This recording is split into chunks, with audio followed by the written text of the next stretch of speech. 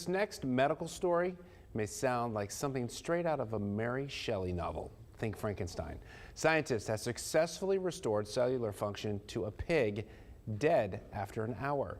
Dr. Salim Surani joins us live once again to discuss how they accomplished this, the ethics involved, and what it means for the future of medicine. Dr. Surani, I think we should be forthcoming here in the fact that what they're trying to do is preserve human organs for transplant later.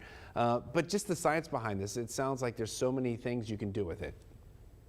Good morning, John Thomas. Glad to be here. I think, we know that the biggest impediment for the transplant is organ preservation. So I think that's the reason what they do is they do the organ harvesting when the patient is brain dead, but is still alive and functional and heart is pumping.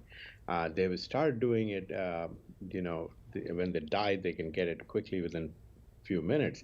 But after that, we know that the organs have started dying. But on the other hand, there is also a condition where we actually presented, it's called Lazarus syndrome, where a person who dies and pronounced dead, and then their organs start working, and then they start heart beating, even up to 20 minutes later.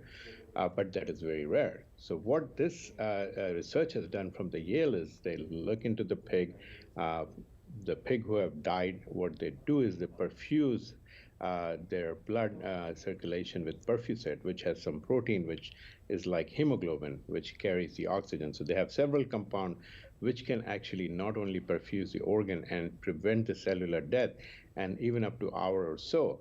That is a very important breakthrough, because sometimes if the person dies, those organs can be used in the transplantation, and they can be carried to the centers where the organs are needed. So I think that if materialized and if it goes into the human trial, I think that would be a biggest breakthrough where we can solve some of the challenges, because a lot of the patients who are on organ transplant list, they die. Main reason is waiting for the organs to come in for them.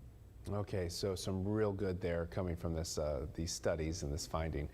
Dr. Surani, as always, we appreciate you, sir. Thank you so much for getting up so early to be with us. We know you have a day job, but we do appreciate your expertise.